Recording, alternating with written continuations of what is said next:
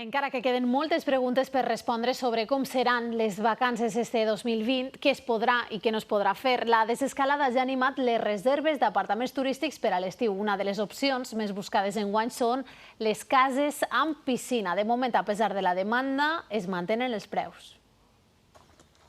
S'acosta l'estiu y una de las opciones más buscadas enguany es una casa amb piscina. Tiene su piscina privada, es decir, totalmente independiente, tiene también una zona para niños. Lo que tiene es que no se cruzan con otras personas, con otras familias. A pesar de la incerteza sobre l'accés a les platges, ningú vol quedar-se sense les desitjades vacances. Junio está como que la gente es más temerosa de hacer reservas, pero para julio y para agosto se está notando bastante ya que la gente quiere salir de vacaciones. La desescalada ha animat les reserves d'apartaments i cases d'estiu.